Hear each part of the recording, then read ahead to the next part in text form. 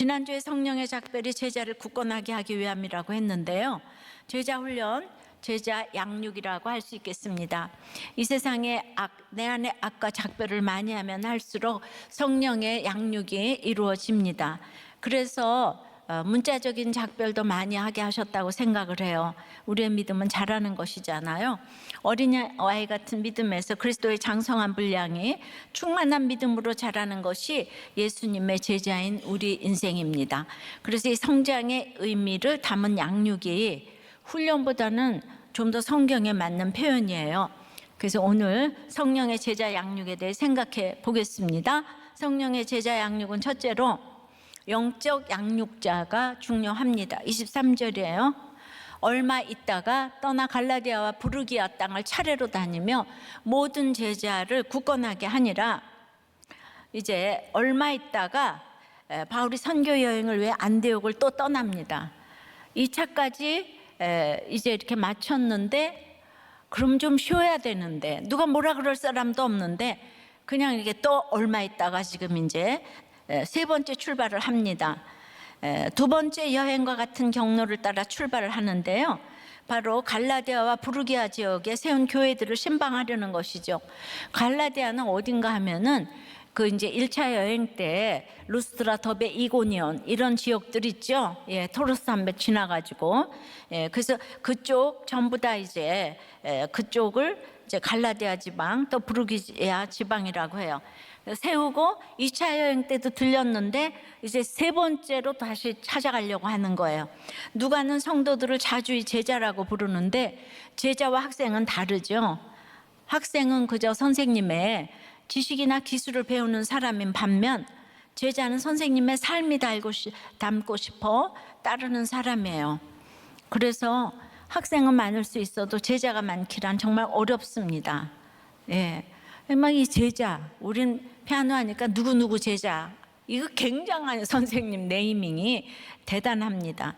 예. 근데 그 기술을 다 배우기 위해서 누구 제자란 말을 듣고 싶은 거죠.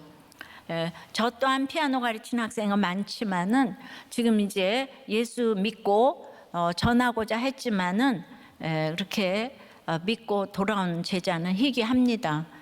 우리 몇 명 있어요, 우리들 교회에. 사도행전이 사람이 중요하기에 성령행전이라 하지 않고 사도행전이라고 했다고 했는데 이게 바로 제자행전입니다. 바울 사도의 길을 보니까 제자의 길이 쉽지 않아요.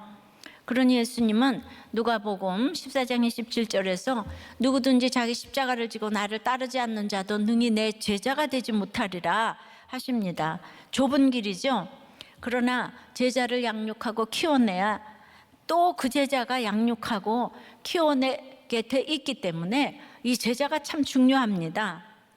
그러니까 바울은 늘 이렇게 전도를 해놓고 내가 너희를 복음으로 낳았다고 합니다. 그러니 우리가 내 새끼 반복해서 찾아보는 거 당연하죠. 특별히 매 맞고 옥에 갇히고 일제히 달려들어 사형당할 뻔하면서 낳은 자녀들이죠. 그러니 보고 싶어 합니다. 자녀들도 같은 영이 아니면 다 이제 보고 싶어 하지 않죠. 요즘은 욕하고 때리는 자녀들도 참 있어요. 지난주에 욕하는 자녀 나눔으로 들려드리니까 많은 분들이 이제 공감하고 동병상련을 나눴어요. 그래도 부모는 본능적인 내리사랑이 있어요. 예. 엘리베이터 안에서 이 사람들이 있는데 청소년 자녀가 막 엄마에게 막 정말 이 쌍욕을 해대는데 그냥 그 엄마는 아무 말도 못하고 고개를 푹 숙이고 있는 걸 보았답니다. 다 우리의 모습이죠. 이런 자녀를 감당하기 위해서 우리는 내 편을 들어줄 영적 자녀를 낳아야 합니다. 영적 자녀는 나이와 상관이 없어요. 데살로니가 2장 8절에 우리가 이같이 너희를 사모하여 하나님의 복음뿐 아니라 우리의 목숨까지도 너희에게 주기를 기뻐함은 너희가 우리의 사랑하는 자 됨이라. 바울도 지금 본토 친척 가족을 다 떠나서 지금 영적 자녀를 낳았기에 이 외로움 중에도 사랑하는 자가 있게 하셔서 목숨까지도 주고자 했다는 것이죠. 왜냐하면 믿는다고 다 성숙한 게 아니에요. 내가 영적 육적으로 낳았어도 성품이 안 좋은 사람도 있고 귀찮게 하는 사람도 있고 배신하는 사람도 있지요. 그런데 어느 날 그들이 변해서 새 사람이 되면 그 기쁨은 말할 수가 없는 거예요. 사랑할 수 없었는데 사랑하게 되니 영적으로 깊은 역사가 일어나죠.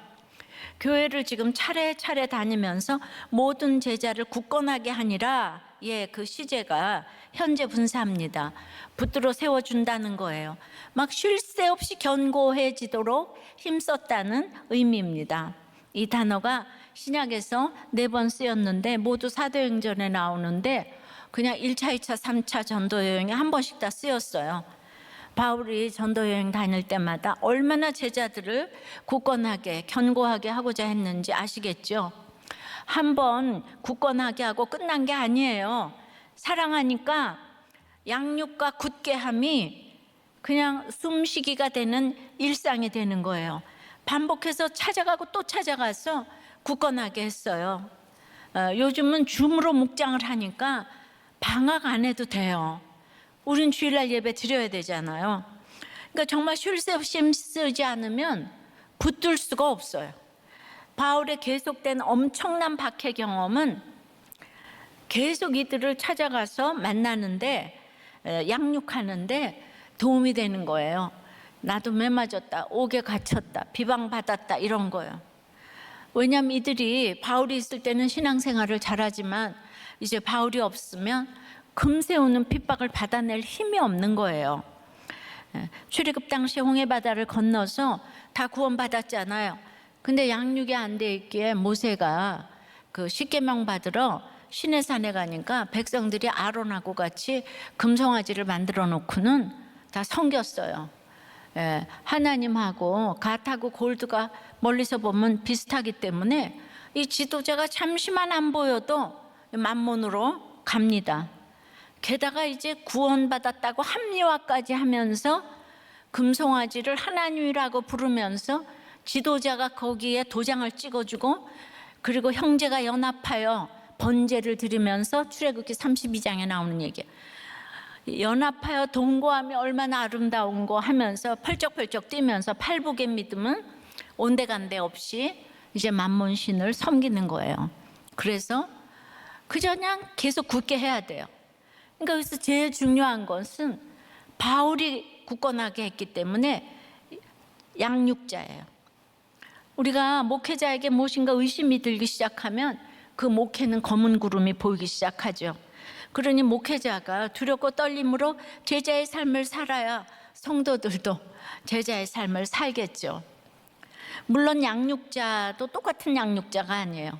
모세와 다윗을 대적하며 끼리끼리 모였던 아론 같은 양육자도 있고 초대 사울왕 같은 목자도 있어요. 그러나 결국 그들이 이끄는 양육은 실패했습니다. 양육에는 아론, 사울이 아니고요, 모세가 중요하고 다윗이 중요해요. 한 사람의 제자, 양육자, 지도자는 정말 중요합니다. 우리나라 초기 의료 선교사인 제임스 홀을 보고 평양의 시료소에서 그의 생활은 그 자체가 설교였다고 해요. 그의 곁에 있으면 구세주를 더 잘 알게 된다고 동료 선교사인 이제 노블 선교사가 그 기록을 해놨어요. 제임스 홀은 정말 쉼없이 복음을 전했어요. 그냥 몇십 년 전에 그 제임스 홀의 그 행적을 막 읽고 막 사모가 되더라고. 제임스 홀 같은 이런 의사가, 이 젊은 청년, 야, 그냥 막 그때 제가 가슴이 뛰었어요, 그냥. 그리고 그냥 결국 평양에서 발전티푸스로 순교를 했는데 미국의 대단한 이런 의사들이 와서 우리나라를 위해서 이렇게 순교를 해준 거예요. 양육을 하고. 이런 분이 계셔서 조선이 이렇게 양육이 되어졌다고 생각합니다.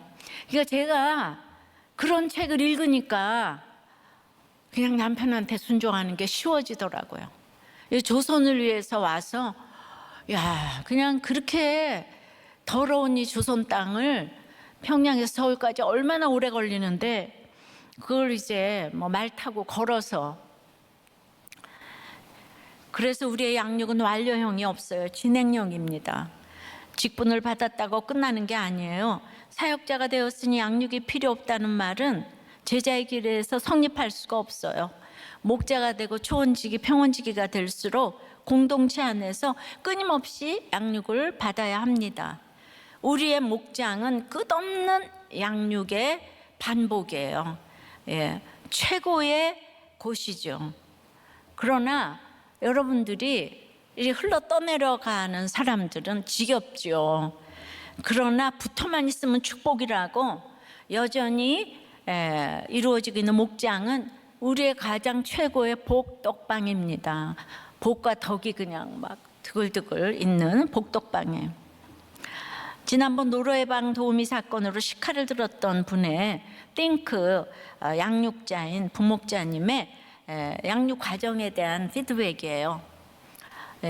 이 부목자님도 처음으로 이제 띵크 양육자로 부름을 받았는데 자기도 이제 부부관계, 뭐 자식관계, 또 이제 우울증에 직장 문제, 많은 문제로 힘든데 그래도 부르심 받아가지고 순종을 했는데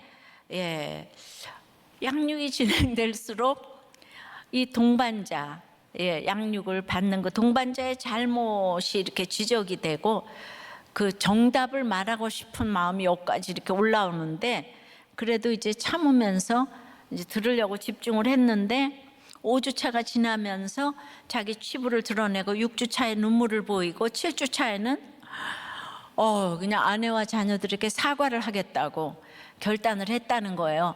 그러니까 이제 이분이 아이고 내가 드디어 해냈다. 양육을 너무 잘했다고 생각이 되는 거예요. 성취감이 올라오면서 그 동반자 아내에게 전화해서 당신 남편이 변했다 이 얘기를 해주고 싶은 거예요. 우리 모든 사역자들도 정말 이 1:1 띵크 양육을 해봐야 돼요. 이거 해보지 않으면은 이렇게 정말 이렇게 논할 수가 없어요. 다들 기회를 얻던지 못 얻던지 해서 그 띵크 양육을 한번 해보기를 이제 바래요. 그런데 그래서 이제 그 얘기를 하고 싶은데 그래도 혹시 내 열심이 아닐까? 평원 목사님에게 물어보니까 아직 하지 말라 기다리라고. 그리고 그런 거는 목장을 통해서 권면해야 된다는 조언을 들었어요. 그러니까 이런 것들이 다 양육이에요. 그러니까 이제 그 말에 순종을 했죠. 그런데 아니나 다를까 7주를 마치고 일제히 사단의 역사가 달려들어가지고 그냥 끊었던 술을 다시 마시고 노래방 가고 아내와 싸우고 폭력 폭언으로 이어져서 급기야 이제 식칼까지 드는 사고를 내고 경찰이 오고 그러니까 7주까지 했는데 되었다함이 없습니다. 그래서 이 반복해서 양육이 필요한 거예요. 근데 아내도 양육교사 양육을 받고 있었기 때문에 양육을 받으면 빨리 돌아오는 거예요. 오뚜기처럼. 그래서 먼저 가정의 질서에 순종하지 못한 것을 남편한테 사과를 했더니 남편도 양육을 받고 있으니까 부인이 먼저 사과를 해주니까 너무 감동해가지고 다시 양육을 잘 받겠다고 그래서 제 책도 다시 읽고 숙제도 하겠다고 이제 약속을 했죠. 그러니까 이 그 양육자인 부목자가 자기가 잠시 받은 은혜를 그냥 성령의 은혜로 돌리지 못하고 자기를 드러내려 했던 이런 교만과 열심으로 큰 죄를 지을 뻔한 것을 회개했다는 것입니다. 이런 죄인임에도 그동안 세계적인 대안인 이 목장에서 받은 훈련이 있어서 그 순간 성령께서 일제히 공격하는 사단의 역사를 막아주셨다는 것을 고백했다고 합니다. 부족하고 연약한 자기를 이렇게 양육하시기 위해 양육자로 세워 인도해 가시는 그 하나님께 감사하고 우리들 교회와 목장에 감사했다는 이게 피드백도 너무 중요한 것 같아요. 이렇게 끝없이 우리는 서로 양육을 받아야 하고 이때 지도자인 양육자가 너무나 중요하고 이제 공동체도 중요하죠. 언제 칭찬해야 되는지 언제 입 다물어야 하는지 아주 이런 것들이 중요한 양육이에요. 그러니까 사건이 생겨도 양육받기 위한 이런 장이 열렸기 때문에 해석을 잘하니까 해결이 잘 되는 거예요. 이 모두 서로 주고받고 반복되는 성령의 양육입니다. 너무 놀라운 일이에요. 근데 양육이라는 게 참 지겨운 일이거든요. 그래서 저도 이 긴 나눔을 읽어드렸어요. 그래서 띵크 양육은 너무 피가 되고 살이 되니까 중요합니다. 여러분들 다 양육 꼭 받으셔야 돼요. 적용해 보세요. 여러분은 예수님의 제자인가요? 학생인가요? 예. 양육을 어디까지 받으셨나요? 예. 서로 주고받는 양육이 숨쉬기인가요? 지겨운 일인가요? 예. 그러니까 우리는 제자인가 학생인가? 양육은 어디까지 받았나? 이게 목장에서나 띵크에서 이 주고받는 양육이 그럼 욕을 먹어도 숨쉬기고 욕을 해도 숨쉬기고 예, 그다음 목장에 참석하는 것도 숨쉬기인가 지겨운 일인가 이런 거 나눠보면 좋겠어요. 성령의 제자 양육은 둘째 주의 도를 배우는 것입니다. 24절이에요. 알렉산드리아에서 난 아볼로라 하는 유대인이 에베소에 이르니 이 사람은 언변이 좋고 성경에 능통한 자라. 성령의 작별로 바울이 에베소를 떠나자 이제 한 사람 아볼로가 등장을 하는데요. 그는 알렉산드리아 출신이에요. 당시 알렉산드리아는 애굽의 대표적인 학문 도시고 유대인이 굉장히 많이 살고 있었어요. 알렉산드리아 도서관이라고 들어보셨죠? 예, BC 220년에 건립된 세계 최대 규모의 도서관으로 세계 최고의 학자를 도서관장으로 모시고 수학, 기하학, 천문학, 응용과학 등 이슬람과 유럽의 수많은 서적을 막대한 재원으로 사들이고 전 세계의 학자들을 초빙하는 등 아테네를 능가하는 최고의 학문의 도시가 바로 이 알렉산드리아였어요. 우리가 가끔 듣는 최초의 헬라어 번역 성경 70인역도 이 알렉산드리아에서 도서관에 배치하기 위해 번역했다고 하죠. 이런 알렉산드리아 출신이니까 아볼로의 학문 견문 지식은 대단했을 뿐 아니라 구약 성경에도 능통하였고 더구나 입을 한번 열면 청산유수로 언변도 매우 좋았습니다. 이런 그가 일찍이 성경을 배워 주의 도에 능통했는데 여기서 능통하다는 것은 성경이 지니고 있는 의미와 감동을 그냥 이 청중들에게 잘 전달할 수 있을 정도의 풍부한 지식과 이해력을 갖춘 것을 말해요. 근데 25절에 그가 일찍이 주의 도를 배워 열심으로 예수에 관한 것을 자세히 말하며 가르치나 그러면 이 알렉산드리아에 살던 아볼로는 어떻게 주의 도를 배웠을까요? 사도행전 6장 9절에 보면 스데반과 더불어 논쟁하던 디아스포라 유대인 중 알렉산드리아에서 온 사람들도 있었어요.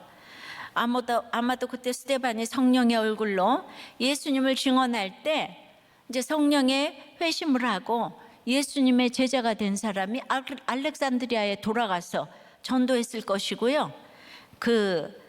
정말 그 미련한 전도를 통하여서 아볼로가 성령의 제자가 되었을 것이에요. 그 성경의 중심이자 주인공인 예수 그리스도를 이제 믿게 된 것이죠.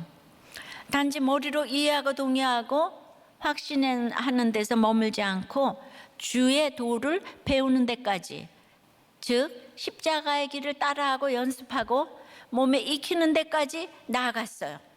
아마 아볼로는 이 주의 도를 따르는 적용으로 알렉산드리아에서 에베소까지 와서 전도를 했을 것입니다. 그는 구약만 읽고서도 예수에 관한 것을 자세히 알고 가르쳤어요. 근데 무엇을 가르쳤다고 되어 있지요? 이 아볼로가 예수님을 열심으로 믿으려 하고 말씀도 잘 가르치는데 중요한 건 이 아볼로가 말하는 설교의 내용이 조금 다른 거예요. 어떻게 보면 2% 부족하고 또 어떻게 보면 100% 다른 내용이에요. 열심도 있고 말도 화려하고 감동도 되는데 끝이 조금 다른 거예요. 근데 오늘 그 이유를 그가 요한의 세례만 알 따름이라 말합니다. 그러니 아볼로에게도 이 성령의 중요한 양육자가 필요한 것이죠. 여러분 요한의 세례가 뭡니까? 세례 요한 기억나시죠?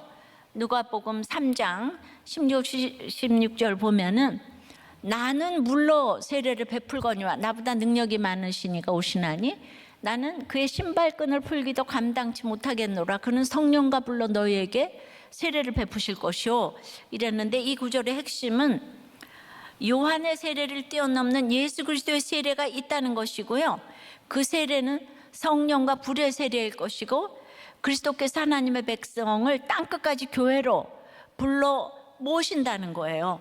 그러니까 요한의 세례만 알았던 아볼로가 아직 몰랐던 것이 이 복음의 확장인 거예요. 세례가 중요한 게 아니고 그렇게 해서 이제 이 복음이 땅끝까지 전파된다는 것이에요. 근데 그러기 위해서 요한의 세례만 알 뿐이라, 요한은 어떤 사람인가 하면 아다시피 너무나 출신도 좋고 광야에서 메뚜기와 석청만 먹고 가죽옷을 입고 인간적으로 너무 청렴 결백하고 막 그냥 카리스마와 깊이가 있고 막 존경스러운 것이 이글이글한 눈으로 회개하라 독사의 자식들아, 너무 멋있잖아요. 그러면서 메시지 내용은 두보론 있는 자는 나눠주라, 부가된 것 외에는 세금을 늑증치 말라, 거두지 말라, 받는 급료를 족한 줄로 알라. 전하는 메시지도 너무 멋있고 의롭고 강해 보이고 완전히 인간적이고 너무 멋있습니다. 우리는 이런 요한에게 열광합니다. 아볼로도 그러니까 딱 여기까지인 거예요. 그 유대인들이 이 세례 요한에게 아주 열광했습니다. 요한의 세례만 알았다는 것은 그러므로 오늘 예수님에 관한 것이라 그랬잖아요.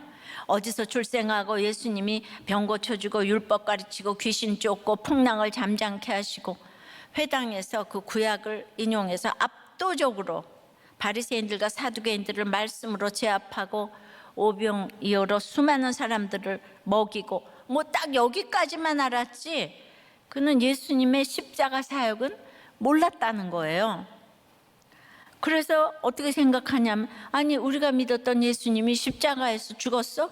십자가에 죽는 사람은 다 저주받는 사람들이나 죽는 건데, 그래서 이들이 생각할 때 예수님이 십자가에서 죽었다는 사실은 아주 수치스럽고 부끄러운 일인 거예요. 성령이 임하지 않으면 그 당시 예수님은 목수잖아요. 그리고 사생아의 아들이잖아요. 그러니까 그런 사람이 구세주라는 거, 이거 있잖아요. 이게 거기까지 나가지가 않아요. 그러니까 예수님의 십자가 죽음과 부활은 딱 빼버리고 예수님의 행적만, 살아서 행하신 행적만 전하는 것이 요한의 세례인 것이에요. 그러니까 대단한 기적, 행위, 인권, 인간적인 존경, 그렇기 때문에 우린 다들 세례 요한의 설교에 열광하고 예수님의 십자가 가르침을 싫어한 거예요. 지금도 신사도주의들은 지금 이 시대에도 예수님의 그런 기적이 존재한다, 사도들의 기적이 존재한다, 대단한 기적 행위, 이거를 하니까 사람들이 열광하죠. 요한의 세례는 그래서 날마다 가르칩니다. 회개해라 독사의 자식들아. 이건 누구를 향한 외침이에요? 너희를 향한 외침이에요. 그러니까 요한의 한계가 딱 거기까지예요. 너희를 향한 외침이에요. 그래서 26절에 그가 회당에서 이런 복음으로 담대히 말하는 거예요. 그러니까 브리스길라와 아굴라가 듣고 딱 분별했죠. 데려다가 그 사람 많은 데서가 아니고 집으로 데려다가 하나님의 도를 더 정확하게 풀어 이루더라. 그래서 양육이 필요해요. 양육 어떻게 했어요? 성경으로서 예수는 그리스도라고 증언했어요. 이게 가장 최고의 양육인데, 그래서 이제 이것으로 이제 아볼로가 이제 양육에 정말 이렇게 이제 완전히 성공을 이제 했는데, 그러니까 브리스길라와 아굴라는요 탁월한 학문적 배경과 출신이 없어요. 그들도 성공하고 싶어서 로마로 갔다 쫓겨나가지고 지금 하루하루 벌어먹고 사는 텐트 메이커예요. 그러니까 하지만 이 사람들이 어떻게 아볼로에게 말씀을 전했을까요? 그렇게 어렵게 생각하면 안 돼요. 우리 다 아볼로에게 말씀을 전할 수 있는데, 바울에게 날마다 들은 말씀을 그냥 그거 전한 거예요. 그 아볼로의 학문보다 더 대단한 게 하나님의 이제 성령의 진리의 말씀이기 때문에. 근데 제가 들었는데요, 이 바울 선생님이 우리에게 말씀하시기를, 내가 스데반 집사를 죽인 살인자였고 해방자였고 핍박자였는데 이런 나를 대신해서 죽으신 주님이, 사울아 사울아 어째 네가 나를 핍박하느냐, 이러면서 자기가 얼마나 그 믿는 사람들을 잔멸했는지 모른다. 그러니까 주님이 와서 자기를 이렇게 하시니까, 내가 주님을 십자가에 못 박은 죄인입니다. 그래서 이런 나를 대신해서 십자가에 죽으신 예수의 죽으심과 부활을 바울의 삶을 통해서 설명을 했어요. 그리고 바울의 이런 수치와 죄패를 이제 그 스데반의 설교를 통해서 죽을 때 했던 마지막 구속사의 설교를 기억하면서 쭉 보니까 거짓말에 여자 좋아하고 돈 좋아하는 야곱서부터 이렇게 쭉 그냥, 또 이제 마태복음 1장에 보면은 또 며느리와 동침한 유다가 거기 나오죠, 족보에. 또 살인에 외도한 다윗이 나오고, 기생 라합과 이방 여인 룻, 다 부족하고 수치스럽고 이런 사람들 구약을 전부 깨워서 구속사로 이제 딱 이제 가르쳤겠죠. 바울 사도에게 들은 대로 자기 간증도 하면서. 그래서 그냥 1년 6개월 동안 밤새도록 이제 텐트를 만들면서 바울에게 반복해서 들었더니 하나님의 도를 아주 그대로 더 정확하게 풀어서 아볼로에게 전했어요. 그러니까 브리스길라와 아굴라의 입을 통해서 바울의 가르침이 전해졌어요. 바울과 브리스길라와 아굴라는 성령의 작별을 했는데, 이 성령의 작별을 하니까 여기서 양육이 행해지게 됐어요. 구속사의 도를 정확하게 들은 이 브리스길라와 아굴라가 또 성령의 제자 양육으로 아볼로를 세운 거예요. 다 세계적인 인물들이 곳곳에서 세워지고 있지요. 그러니까 하나님의 도를 이렇게 가르쳐야 하는 거예요. 적용해 보세요. 자, 나는 이렇게 들었는데도 세례 요한이 좋은가요? 나를 위해 죽어주신, 십자가에 죽으신 그 예수님이 좋은가요? 예수님이 좋다면 나의 수치와 연약함을 고백합니까? 아직도 목장과 공동체에 고백하지 못한 수치와 죄패는 무엇입니까? 그러니까 항상 말씀을 듣고 이렇게 적용으로 가봐서 내가 띵크를 해봐야지 그 말씀이 내 거가 되는 거예요. 성령의 제자 양육은 양육자가 중요하다 그랬죠. 그다음에 주의 도를 잘 배워야 되는 거죠. 왜 양육하냐면, 셋째는 사명의 길을 똑바로 가도록 격려하는 것이에요. 27절이에요. 이제 아볼로가 양육을 잘 받고 아가야로 건너가고자 했어요. 이게 적용이에요.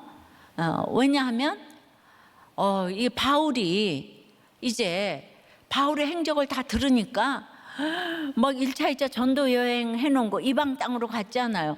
근데 아볼로는 지금 알렉산드리아도 유대인에게서만 했고, 지금 에베소에서도 유대인 회당에서만 전했던 자기의 한계, 이거를 깨달았어요.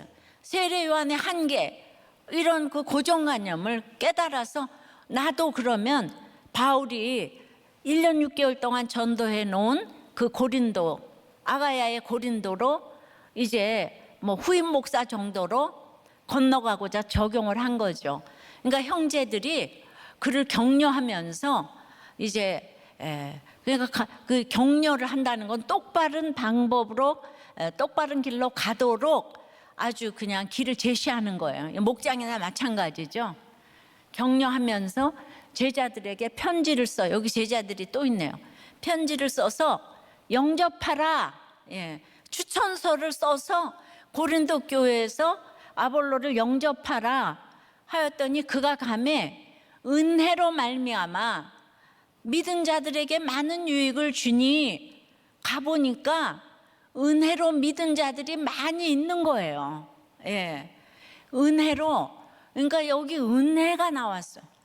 아볼로가 뼛속 깊은 유대인이기 때문에 그냥 이 사람을 먼저 자기가 들었던 고린도 교회, 브리스길라에게 들었던 그 고린도 교회, 바울이 전도해 놓은 고린도 교회에 대단한 간증이 일어났는데 말로만 듣다가 와서 보니까 은혜로 말미암아 믿은 자들이 그냥 은혜가 진짜 깨달아졌어요.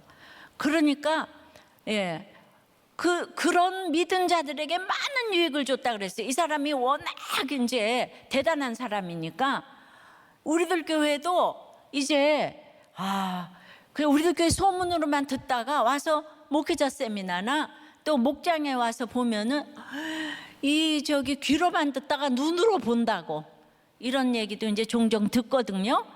이제 아볼로가 이렇게 이제 적용을 이제 하는 거예요.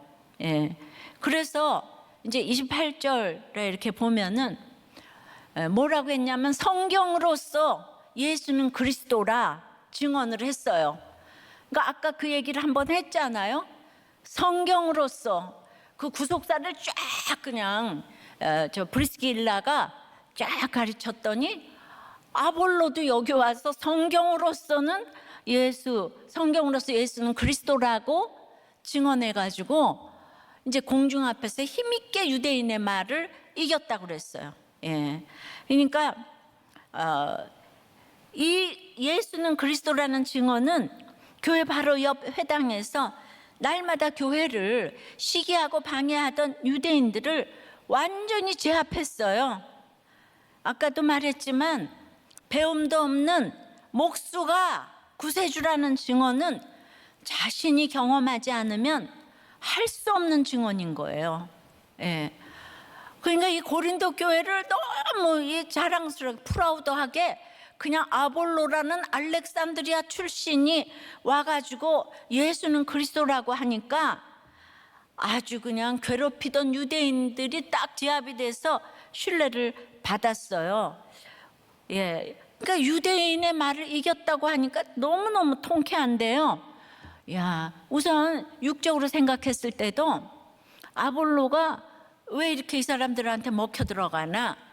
아볼로는 알렉산드리아 출신이에요. 지금으로 보면 세계 최고, 하버드. 바울은 지역의 서울대학 출신. 가말리엘 문화생하고 비교가 안 되는 알렉산드리아 출신. 그러니까 우리 고린도 교회 갔더니 이제 고린도 교인들이 바울을 쳐다도 안 보고 아볼로한테 뻑이 가가지고 다들 아볼로 하니까 막 바울 보고 말이 졸하다 그러면서 생기기도 못생겨가지고 말도 졸하다고 막 있잖아요. 바울을 흉봐가지고 바울파 아볼로파가 생겼잖아요. 뭐 나중에는 아볼로가 그렇게 좋은 평가는 못 받았는데 왜 평가를 못 받았냐 하면 너무 똑똑하고 지식으로 이것까지 맨 처음에 은혜 받았는데 자기도 모르게 고린도 교회에서 자기를 너무 올려주니까 그 사람이 고난이 없잖아요. 아볼로가. 바울은 스데반도 죽이고 1차 2차 때 매 맞고 옥에 갇히고 이러니까 날마다 십자가에 붙어 있는데 아볼로는 그게 안 되잖아요. 성경을 보면 인간의 한계를 다 보여줍니다. 그러나 이때는 아볼로가 또 딱 필요할 때요. 유대인의 말을 힘있게 이겼다 그러니까 그 유대인들이 압도할 만한 사람이 이때는 또 필요가 했어요. 그러나 중요한 거는 이제 예수는 그리스도가 이제 들어와야 되겠죠. 그러면은 이때 아볼로가 어떻게 힘있게 유대인의 말을 이길까요? 어떻게 이겼을까요? 나는 알렉산드리아 출신이다 이러면 듣나요? 들었겠죠. 듣는 사람도 있었겠죠.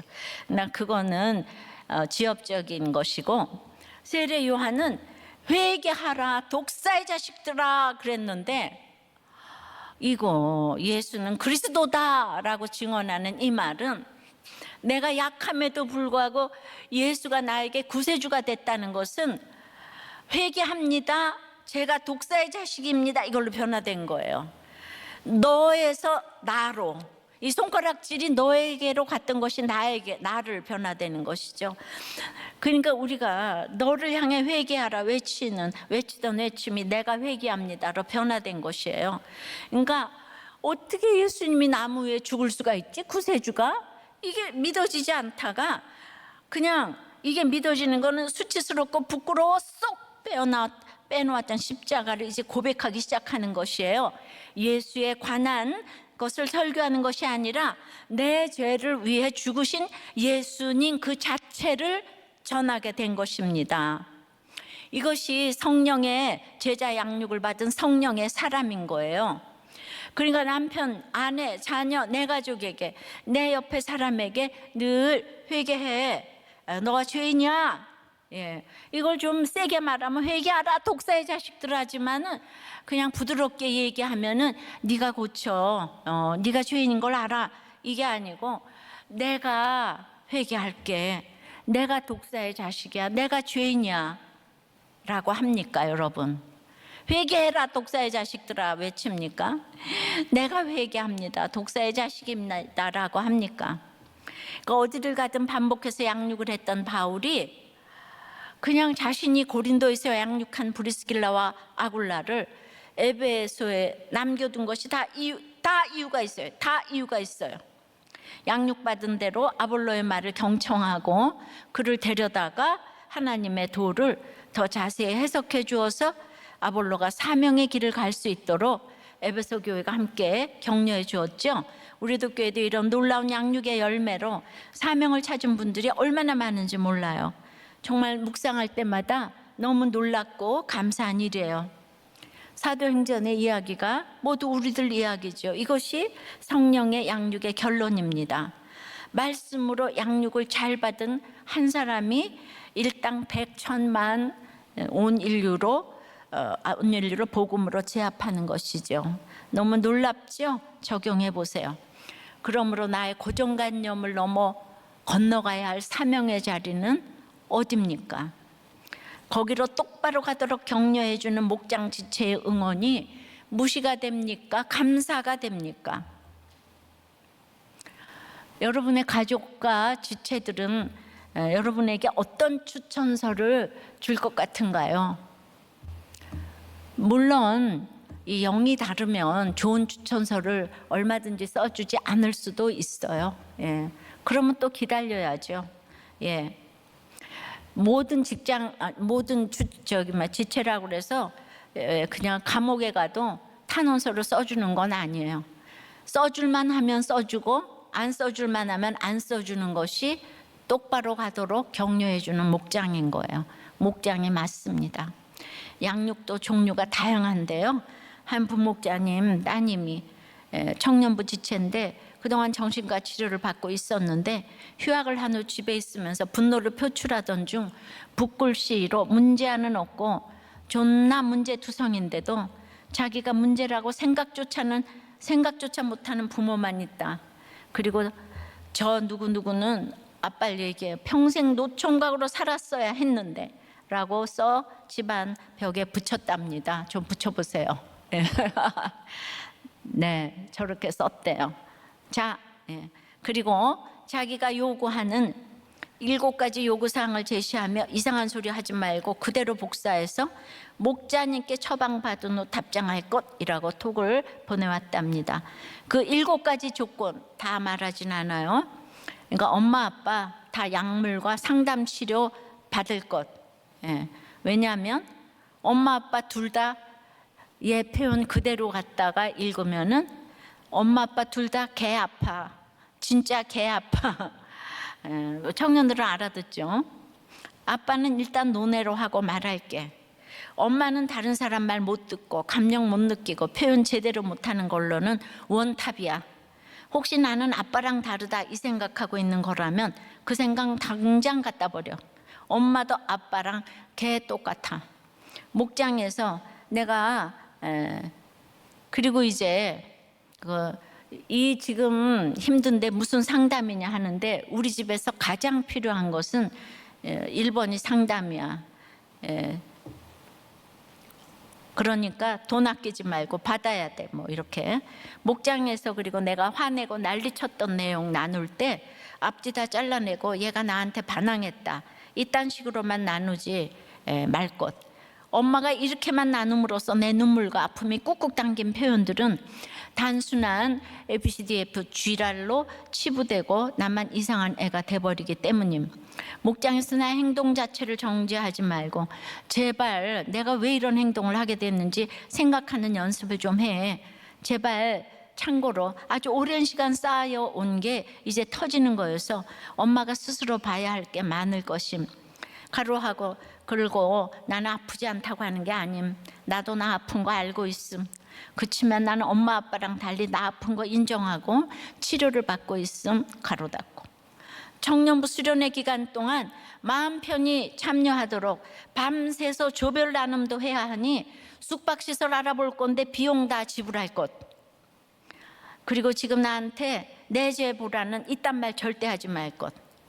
엄마 아빠는 문제 부모 맞고 내 잘못이 아니니까 내가 엄마 아빠한테 받은 상처들을 직면하고 지랄 발광을 해서라도 토해내야 다음 단계로 갈 수 있으니까 내가 상담 요청했던 목사님들, 목자 언니들은 결국 결론은 말씀 보고 내재보는 걸로 나가야겠지만 아직 소화가 안 되는데 이 결론을 성급하게 낼 필요는 없다고 하심. 다시 한번 말하지만 난 앞으로도 엄마 아빠에게 고난이 될 것임. 그게 내 적용임. 예. 다시 한번 말하지만 이거 읽고 나한테 바로 이상한 소리 하지 말고 그대로 복붙해서 목자님께 처방받은 후 답장할 것. 답장 후에 처방은 X, 처방 후 답장은 O. 이렇게 이제 길게 보냈어요. 제가 줄여서 얘기를 했지만 이 기막힌 딸의 제안에 처음에는 이제 납득이 안 가고 힘들어하신 부목자님은 이걸 이제 목장에서 나눈 거예요. 목자님과 목원들의 격려와 이 격려 똑바로 가도록 해주는 격려와 위로와 처방에 순종하여 이 요구사항을 천천히 검토하고 들어주는 방법들을 모색하기로 했답니다. 그래서 이제 엄마가 답장을 썼죠. 그러게 엄마가 다른 사람 말을 못 듣지. 1번에 대한 답. 사람들의 말에 상처받을 필요 없어. 귀담아 듣지 않는 습관이 어려서부터 있었던 것 같아.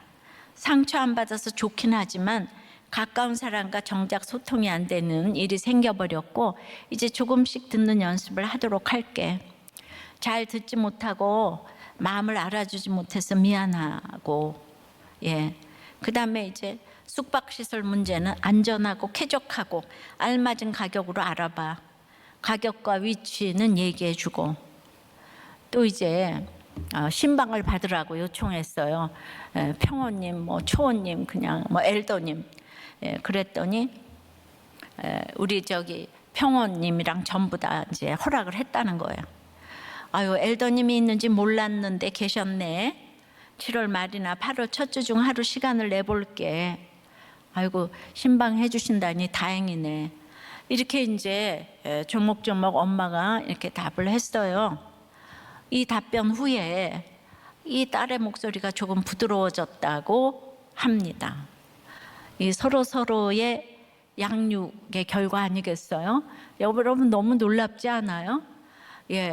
딸도 이제 아프다고 했지만 이거 우리 모든 부모들이 다 들어야 될 소리거든요. 얘가 대표적으로 우리한테 이렇게 해주고 저도 들어야 될 소리가 많고 그래서 해줬고 그 다음에 이제 그 엄마가 또 여기에 지금 이제 맨 처음엔 좀 힘드셨겠죠. 근데 그것을 그래도 목장에서 나누고 이것이 바로 성령의 제자 양육이 되는 것이 아닌가.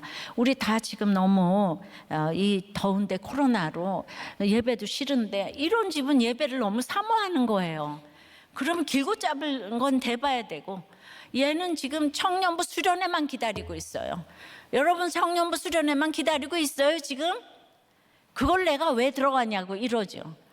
조별 모임까지 하려고 지금 숙소 찾는 데잖아요. 너무 놀랍지 않아요? 아픈 게 뭔 상관이에요. 성령의 제자가 돼야 되는 거죠. 자, 말씀했습니다. 저의 이런 죄성 때문에 우리 옆에 식구들이 수고를 하고 여러분들이 수고를 하며 아직도 힘든 가운데 있는 것들이 다 저 때문인 것을 주여 불쌍히 여겨 주시옵시고 살려 주시옵소서. 아버지, 저를 용서하시고 우리를 살려 주시옵소서. 우리 청년들 살려 주시옵시고 가족들을 살려 주시옵시고 성령의 제자 양육이 이루어질 수 있도록 역사하여 주시옵시고 수련회를 통하여서 정말 은혜 위에 은혜를 내려주셔서 참으로 모두가 정말 귀로 듣다가 눈으로 보는 그 은혜를 경험하게 도와주시옵소서. 구체적인 이 태아생명법이 제정되며 이 차별금지법, 평등법, 건강개정법 이거 통과되지 않도록 주님 역사하여 주시옵소서. 예수 그리스도 이름으로 기도드리옵나이다. 아멘.